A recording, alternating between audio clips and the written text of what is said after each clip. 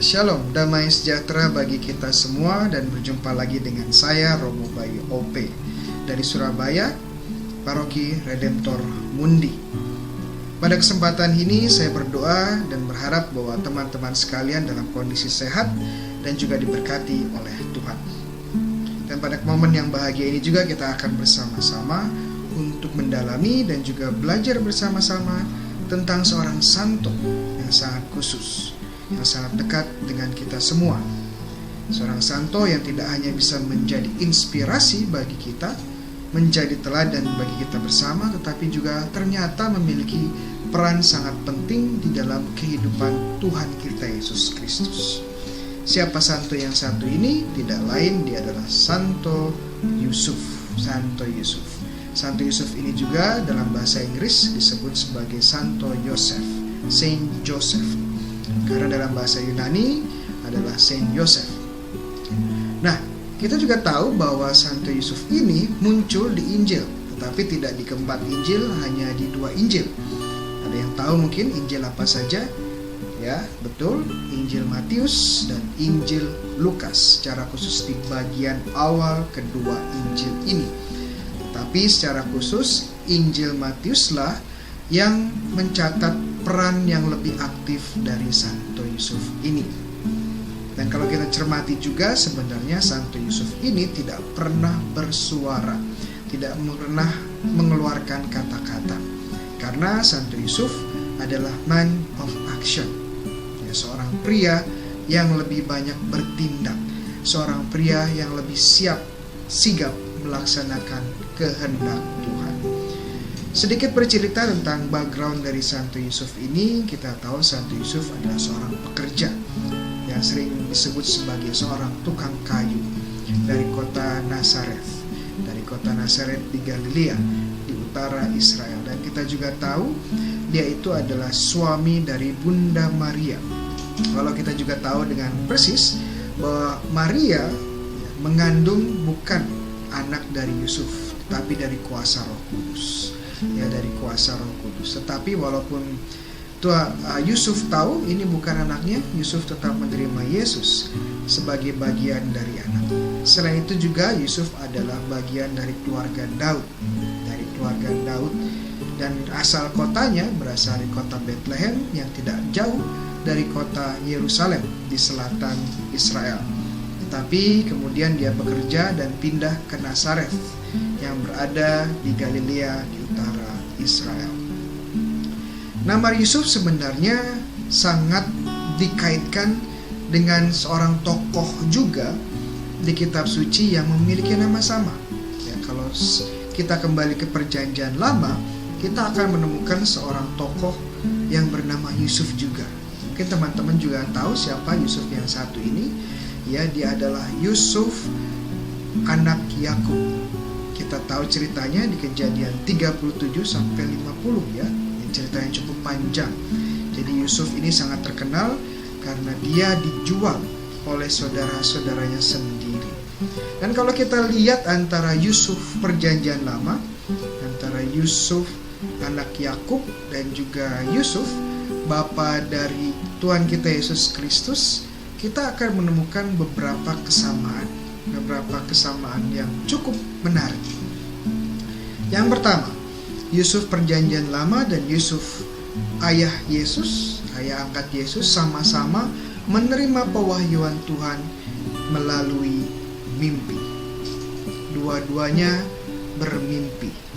Yusuf anak Yakub mendapatkan mimpi bahwa dia akan menjadi lebih besar dari saudara-saudaranya, dan dia juga memiliki kemampuan untuk menafsirkan mimpi-mimpi orang lain, secara khusus mimpi dari Firaun yang dia tafsirkan dengan baik sehingga dia pun bisa menjadi pemimpin bangsa Mesir pada waktu itu.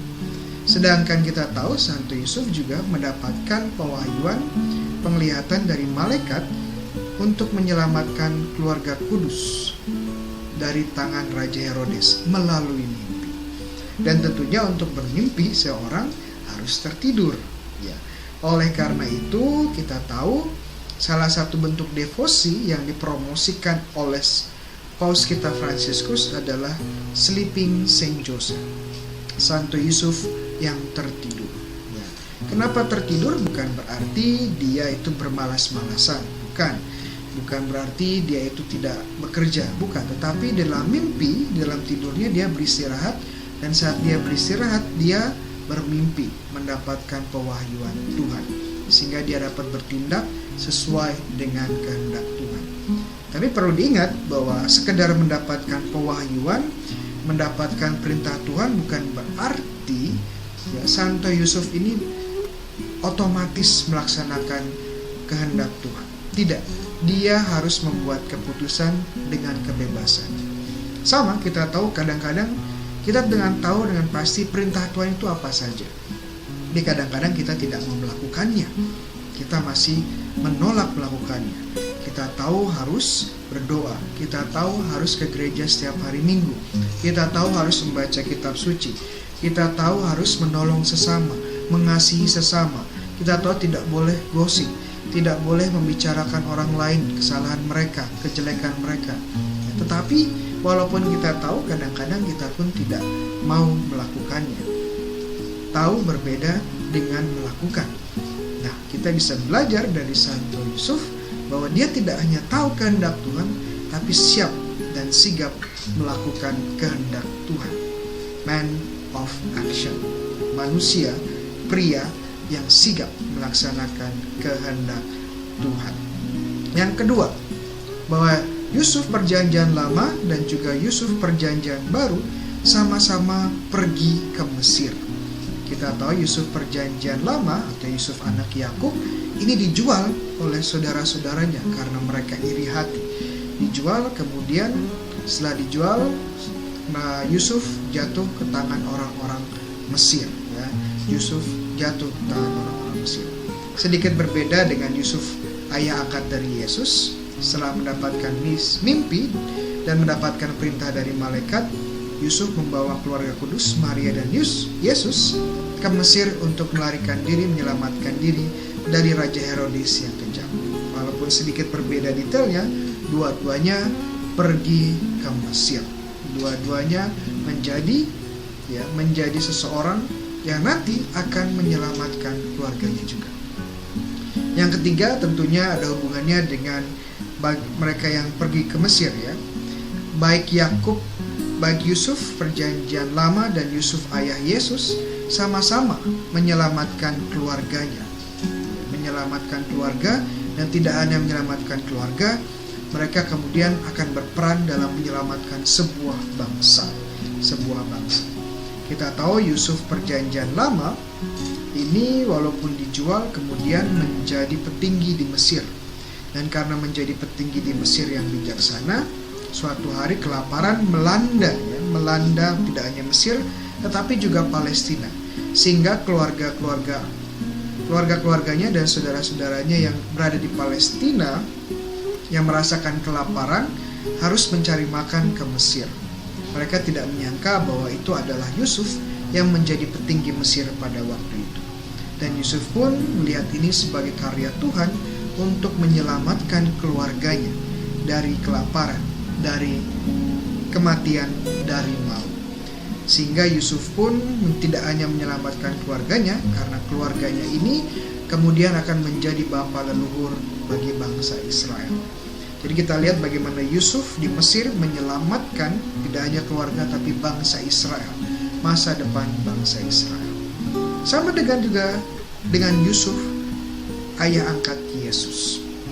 Dengan menuruti perintah malaikat untuk pergi ke Mesir, Yusuf telah menyelamatkan Bunda Maria dan anak-anak Yesus. Dan kita tahu anak-anak Yesus adalah raja bangsa Israel. Dan tidak hanya raja bangsa Israel, dia adalah raja segala raja.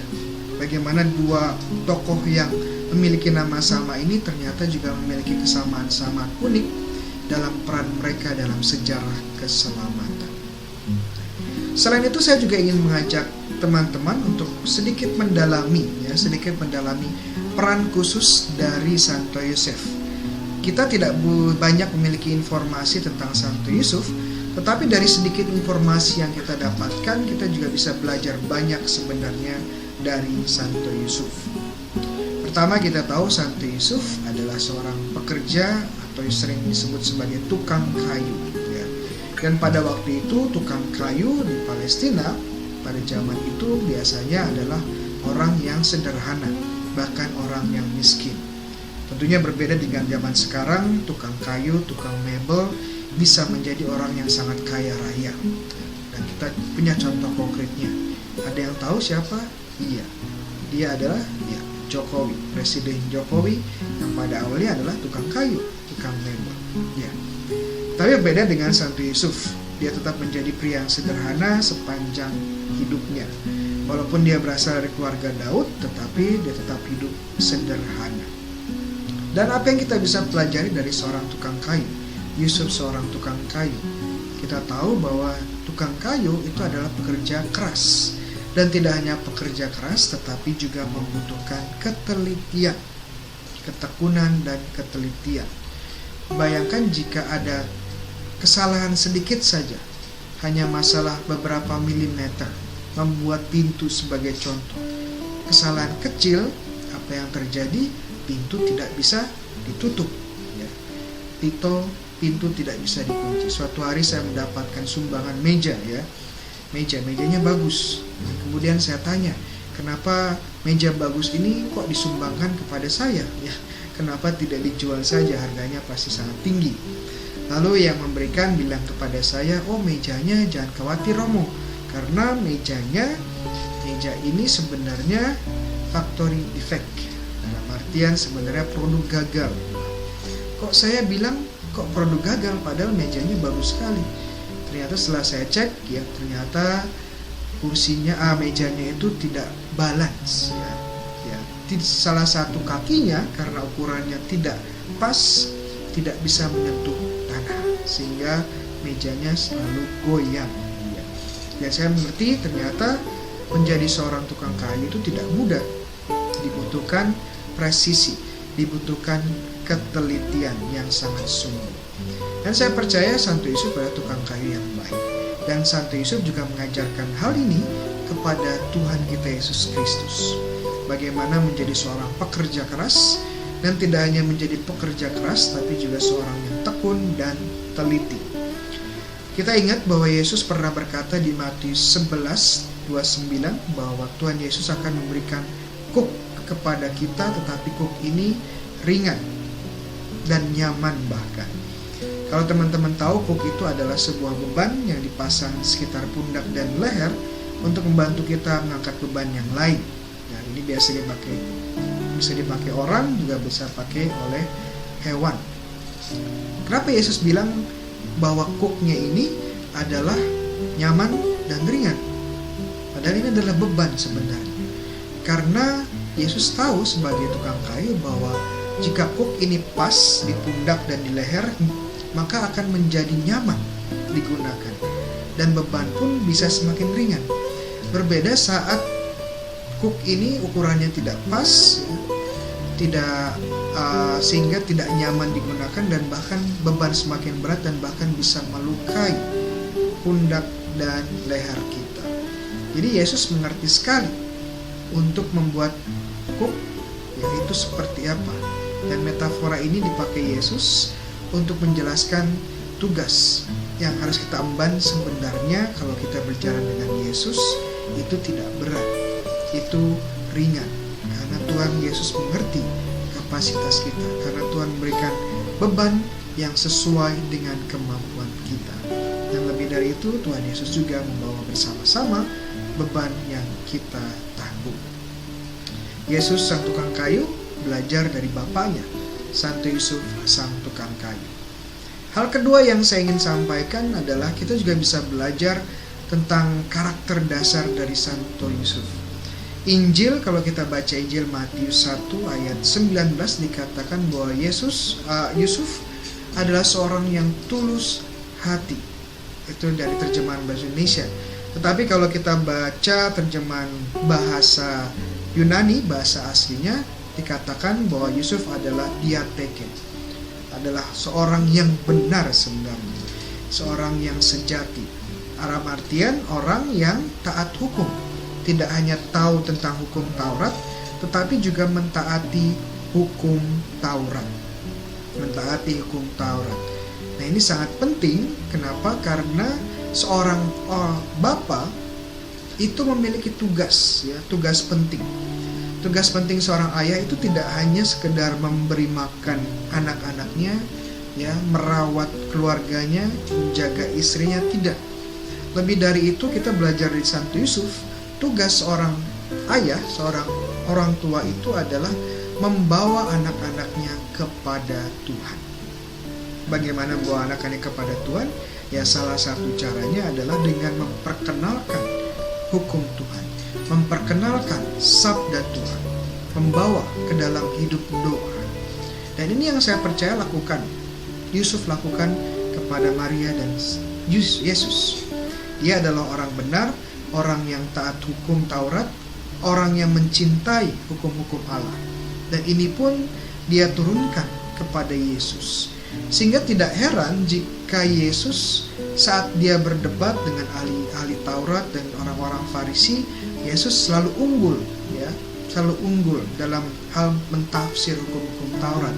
Kenapa? Karena saya percaya Yesus punya guru yang baik, seorang guru yang dia bisa teladani.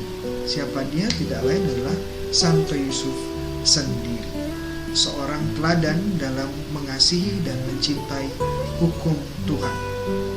Untuk kita ingat sebuah episode di mana Yesus waktu itu usianya sekitar 12 tahun, ya, hilang di bait Allah, hilang di kota Yerusalem.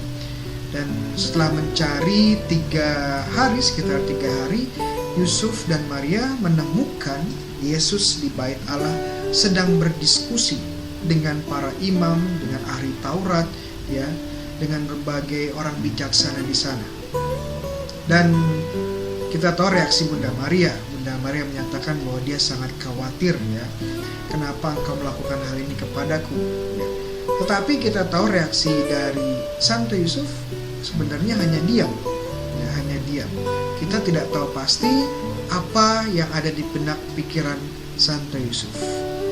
Tetapi kalau kita lihat, ya, kita lihat bahwa Santo Yusuf adalah orang yang tulus hati, seorang yang benar. Kira-kira kita bisa mendapatkan apa yang ada di dalam benak pikiran Santo Yusuf. Biasanya kalau kita seorang ayah yang temperamental, dengan kejadian ini kita akan marah-marah kepada Yesus, anak yang hilang ini. Sudah cari-cari tapi kok masih kurang ajar, ya, menjawab lagi. Kalau kita jadi seorang ayah yang masa bodoh, ya biarkan saja, acuh tak acuh. Tetapi saya yakin Santo Yusuf punya respon sebenarnya yang berbeda. Ya, respon Santo Yusuf ini apa? Saya percaya dalam hati Santo Yusuf sebenarnya bangga kepada Yesus. Kenapa bangga? Ingat, dia adalah seorang yang bertugas, tanggung jawab, mengajarkan hukum Taurat, hukum-hukum Allah kepada Yesus.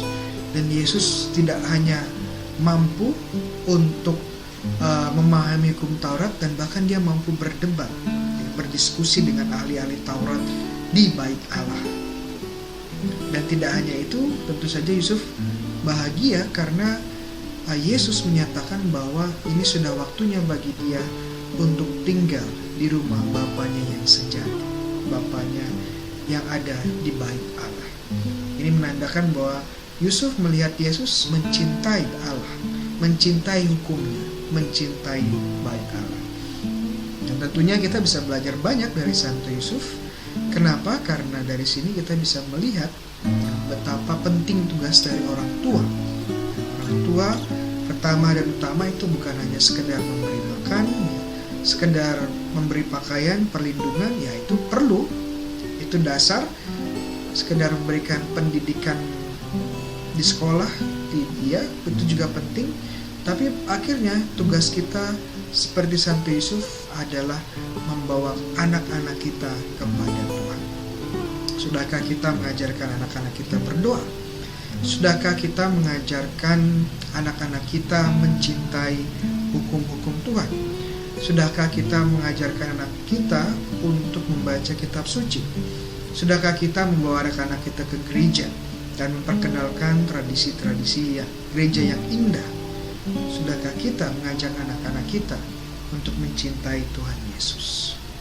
Seperti Santo Yusuf, kita pun diajar untuk bersama-sama mencintai Tuhan dan membawa anak-anak yang dipercayakan kepada kita untuk mencintai Tuhan. Ketiga, poin ketiga yang menurut saya cukup penting adalah ingat bahwa Santo Yusuf adalah seorang yang taat hukum. Dan sebagai orang yang taat hukum dan mencintai hukum Taurat, Santo Yusuf tahu benar bahwa jika seorang istri, seorang wanita itu berselingkuh, berzina dengan laki-laki lain, hukumannya adalah hukuman mati, dirajam. Yusuf tahu benar hal itu. Dan Yusuf pasti mendengar bahwa Maria itu hamil, dan hamilnya itu bukan anak dia, padahal mereka sudah mengikat perjanjian nikah. Kita tahu pasti perasaannya sangat sakit, merasa dikhianati, merasa dilukai. Dan sebenarnya Yusuf bisa menggunakan hukum Taurat untuk membalas dendam. Bisa saja Yusuf membawa Maria di depan umum dan menyatakan bahwa dia telah berzina dan anak yang ada di kandungannya bukan anak dia. Dan dia bisa menggunakan hukum Taurat dan melempar batu pertama kepada Maria. Ingat kejadian Maria hamil karena kuasa Roh Kudus ini sebelum Yusuf menerima penglihatan dari malaikat. Dan bagaimana kita tahu situasinya, ini pasti tidak mengenakan sekali bagi Santo Yusuf. Dan Santo Yusuf punya kemungkinan, kalau dia mau, dia bisa saja menghukum Maria dengan kematian. Tapi kita lihat, walaupun dia tahu hukum, walaupun dia bisa menghukum Maria menggunakan hukum Taurat, walaupun dia sebenarnya sakit hati, perasaannya tidak enak, disakiti, dikhianati, bagaimana sebenarnya Yusuf menolak untuk menggunakan hukum Taurat untuk membunuh Maria, untuk menyakiti Maria. Jadi sebenarnya kita bisa lihat bahwa Santo Yusuf tidak hanya mencintai hukum Taurat, tetapi mencintai, mengetahui bahwa di dalam hukum Taurat, inti dari hukum Taurat adalah kasih. Inti dari hukum Yesus, hukum Allah itu adalah kasih. Dan kasih inilah yang diperlihatkan Yusuf kepada Bunda Maria dan juga kepada Tuhan Yesus yang ada di janin Bunda Maria. Dia menggunakan hukum Taurat tidak untuk melampiaskan emosi dan kemarahannya, tetapi untuk mencintai. Makanya rencana awal Santo Yusuf berencana untuk menceraikan Bunda Maria secara diam-diam. Dalam artian Yusuf tidak akan membuat tuduhan di depan umum kepada Maria, sehingga Maria pun bisa selamat dari kematian. Tidak hanya Maria, tetapi juga Tuhan Yesus yang ada di dalam janin Bunda Maria. Ini bagaimana kita bisa lihat, tidak hanya masalah taat hukum, tidak hanya masalah mencintai hukum Tuhan, tetapi bagaimana juga mengaplikasikan hukum Tuhan ini di dalam kasih. Dan ini yang dilakukan oleh Yesus. Kenapa Tuhan Yesus saat ditanya apa yang paling penting dari hukum Taurat? Kasihlah Tuhan Allahmu dengan segenap kekuatan, pikiran dan jiwa ragamu, dan kasihlah sesama manusia.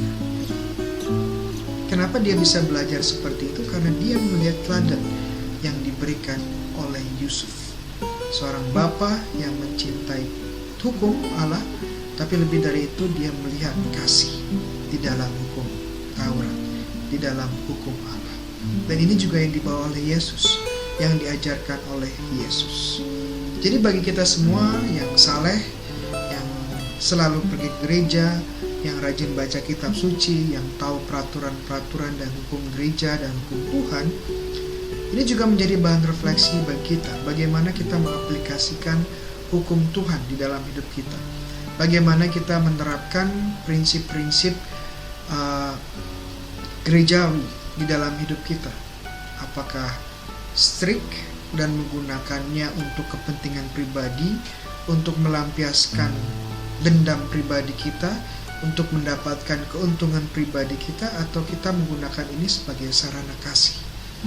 Sarana kasih untuk mencintai sesama, untuk menolong sesama, dan memberikan kehidupan bagi yang lain. Tuhan Yesus saja belajar banyak dari Santo Yusuf, lalu kenapa kita tidak belajar dari Santo Yusuf, Bapa kita semua ini? Marilah kita akhiri dengan doa. Dalam nama Bapa dan Putra dan Roh Kudus. Amin. Allah Bapa sumber kasih, kami bersyukur karena pada kesempatan hari ini kami dapat bersama-sama belajar dan mendalami lagi tentang teladan dan kepribadian dari Santo Yusuf, ayah angkat dari Tuhan kami Yesus Kristus.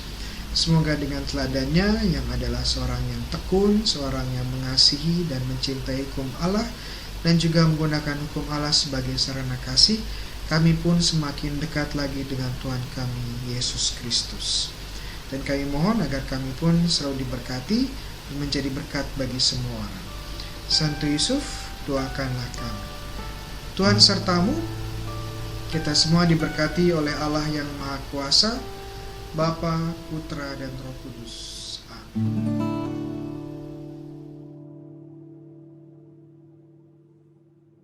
Shalom saudaraku yang terkasih di dalam Kristus, saya Joy, Koordinator PD CFM Surabaya. Saya sungguh senang Anda sudah menyaksikan tayangan kami tadi, dan saya sangat berharap tayangan tadi boleh memberkati kita semua. Saudaraku yang terkasih, apabila Anda merasa terberkati dengan apa yang kami persembahkan, Anda boleh juga berperan serta di dalam kegiatan kami. Apabila Anda tergerak mungkin untuk memberikan donasi, Anda bisa menyalurkan lewat rekening yang tercantum di sebelah ini, bisa juga lewat dompet digital. Kami percaya bahwa apapun yang Anda berikan, semuanya akan kami pergunakan untuk kemuliaan Tuhan. Bro dan sis yang terkasih, terima kasih Anda sudah menonton dari awal sampai akhir, dan semoga kita bisa menjadi berkat buat banyak orang. Tuhan memberkati.